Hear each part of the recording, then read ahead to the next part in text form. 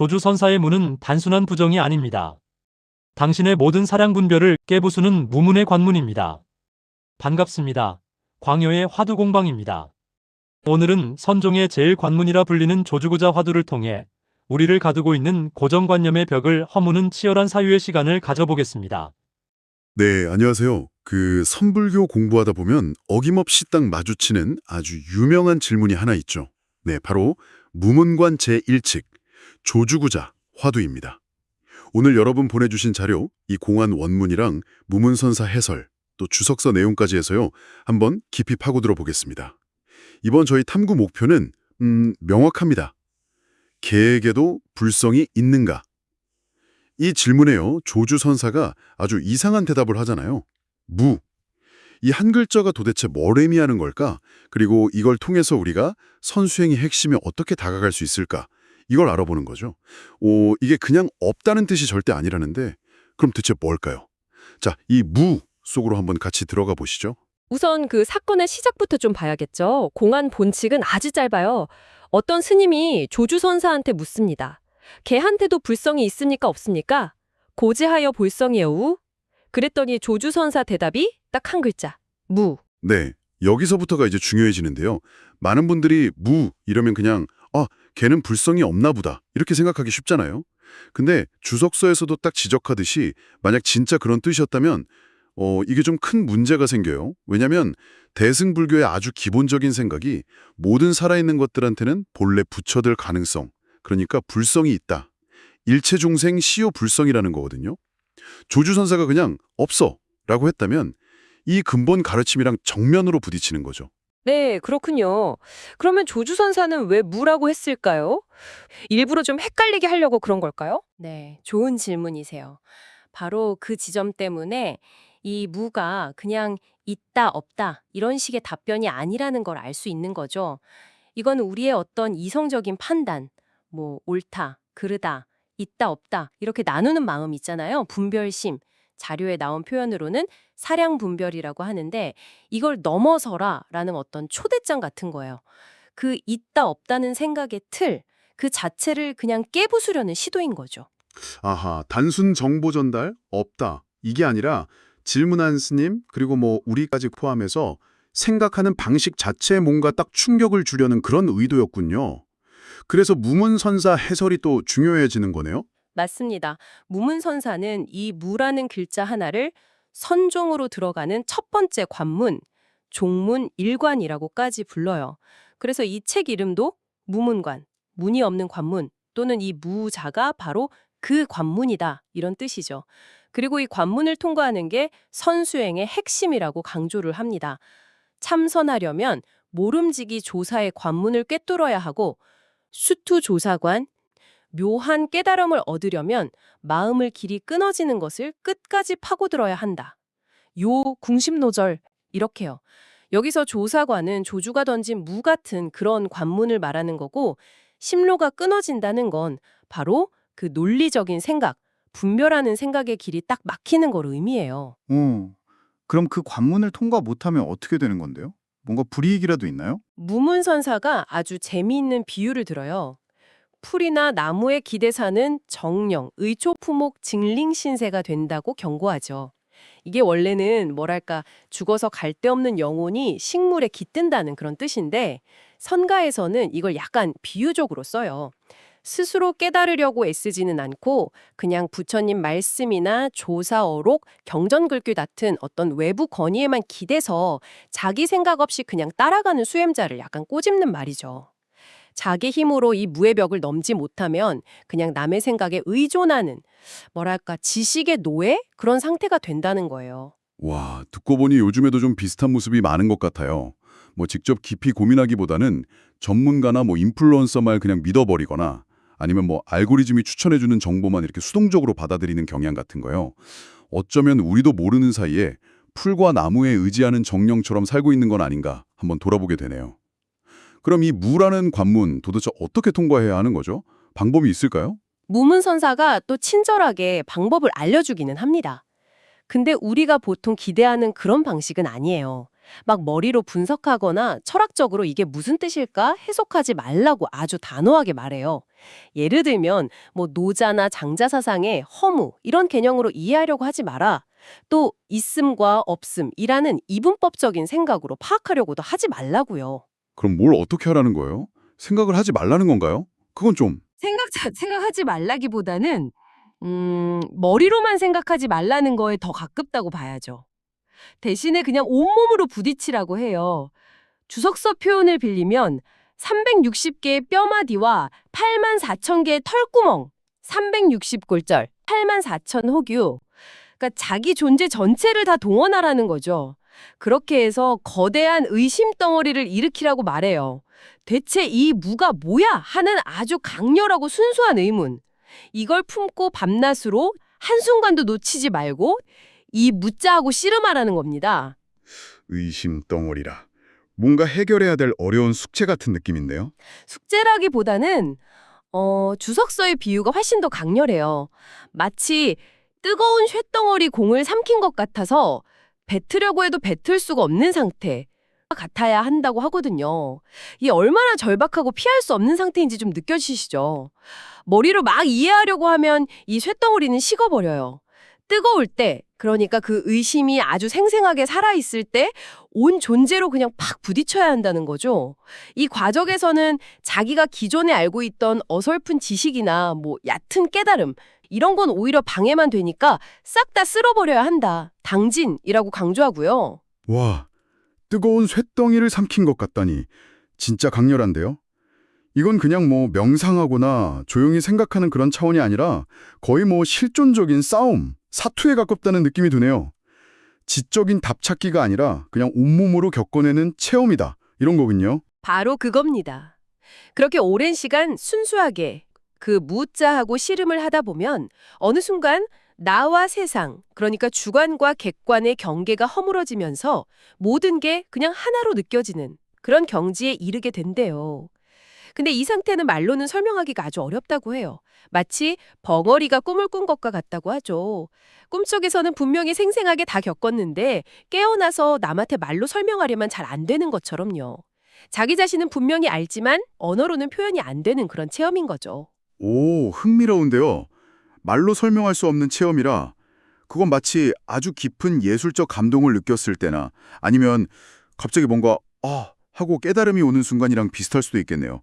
분명히 뭔가 엄청난 걸 경험했는데 그걸 말로 표현하려고 하면 그 본질이 싹 달아나 버리는 듯한 그런 느낌이요? 네, 비슷한 맥락으로 볼 수 있습니다. 그리고 그 체험이 어떤 임계점에 딱 다다르면 마침내 무의 벽이 폭발적으로 확 터져나가는 순간가 온다고 합니다. 그 파급력이 얼마나 크냐면 하늘이 놀라고 땅에 흔들릴 정도 경천동지라고 표현될 만큼 엄청난 변화를 가져온다는 거예요.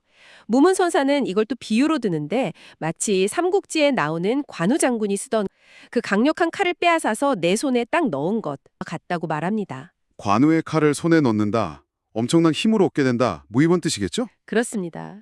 그 힘이 너무나 강력해서 심지어는 부처를 만나면 부처를 죽이고 조사를 만나면 조사를 죽이는 봉불사불, 봉조사조 경지에 이른다고까지 말해요. 잠깐만요.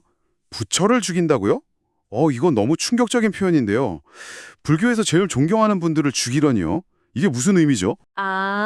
물론 그게 문자 그대로 살생하라는 뜻은 절대 아니고요. 여기서 죽인다는 건 초월한다, 더 이상 얽매이지 않는다는 의미로 봐야 해요.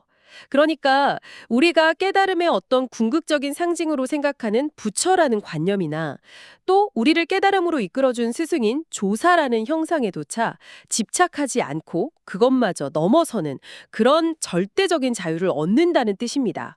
어떤 이상적인 모습이나 권위에도 구속되지 않는 완전한 해방, 이걸 말하는 거죠.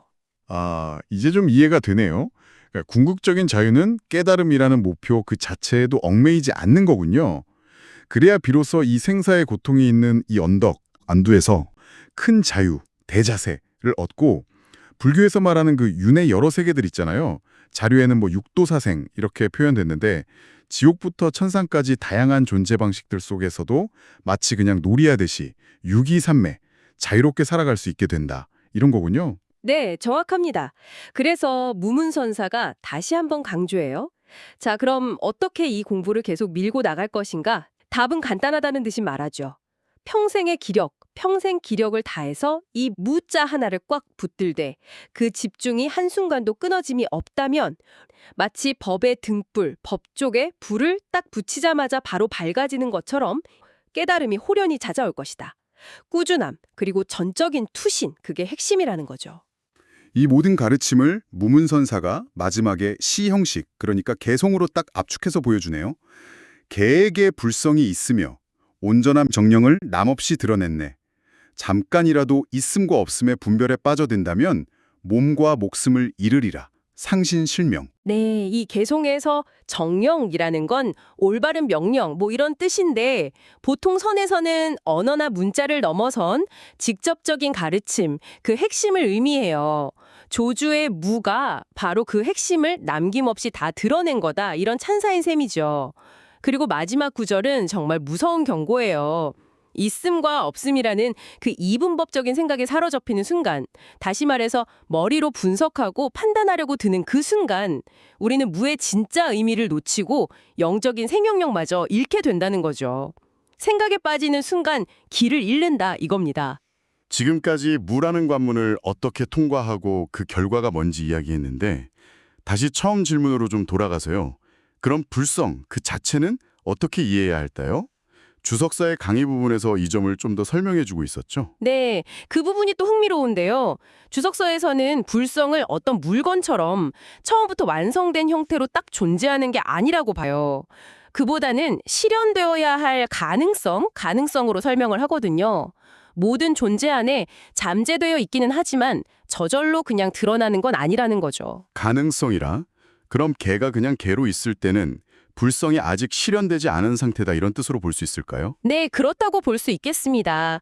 개가 개로서, 즉 아직 깨닫지 못한 중생으로서 살아가는 동안에는 그 안에 불성이 내재되어 있기는 하지만 현실화되지는 않았다는 거죠. 불성은 스스로 깨닫고 또 치열하게 참선하면서 바로 이 무의 도리를 체득해서 모든 분별하는 생각의 길을 끊어내는 심로절, 그 과정을 통해서 비로소 발현된다 이렇게 보는 겁니다. 아하. 그러면 조주선사의 무는 개한테는 불성이 아예 없어 이런 뜻이 아니라 지금 이 상태, 즉 중생으로 있는 한 그 불성은 아직 현실화되지 않았어 이런 의미로도 해석이 가능하겠군요. 중생 노릇을 그만둘 때, 그러니까 깨달음을 통해서 그 상태를 벗어날 때 비로소 불성이 드러난다. 뭐 이런 식의. 네, 정확히 그런 해석이 가능합니다. 그래서 주석서에서도 결론적으로 무라는 관문을 통하면 성인이 되고 통하지 못하면 그냥 범부로 남는다 이렇게 이야기하죠. 결국 무는 단순한 부정이 아니라 그 가능성을 현실로 만들기 위한 어떤 전환점 또는 촉발 장치 이런 역할을 하는 셈이에요. 오늘 조주 구자 공안을 통해서 이 무의 세계를 한번 탐험해 봤는데요.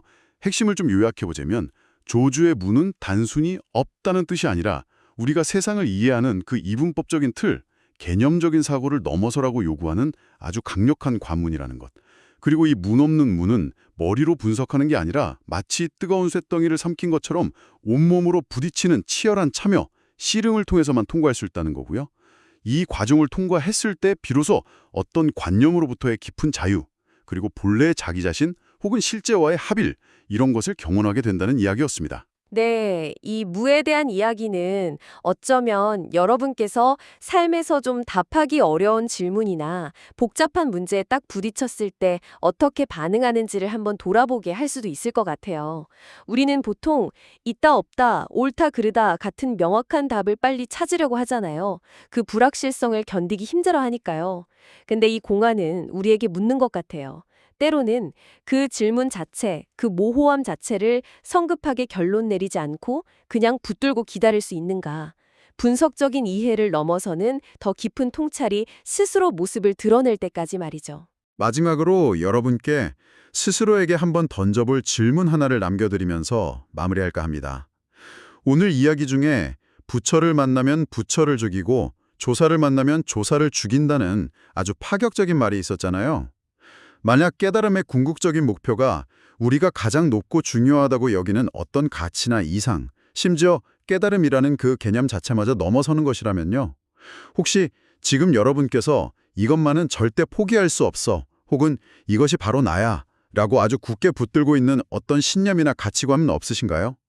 어쩌면 바로 그것을 잠시 죽여보는 것, 다시 말해서 잠시 내려놓고 거리를 두고 바라보는 것이 세상을 그리고 자기 자신을 더 명확하고 자유롭게 볼 수 있는 열쇠가 될 수도 있지 않을까요? 한번 조용히 생각해 보시면 좋겠습니다. 당신이 이것이 나다라고 붙들고 있는 그 마지막 신념마저 내려놓을 때 비로소 대자유가 시작됩니다. 조주의 무는 삼키기 괴로운 뜨거운 쇠구슬이지만 그것을 삼켜 뱃속의 오욕칠정을 다 태워버렸을 때 우리는 비로소 개라는 이름에도 부처라는 이름에도 갇히지 않는 진짜 주인이 됩니다. 이것이 광야의 화두공방이 제안하는 무문관의 정문 돌파입니다.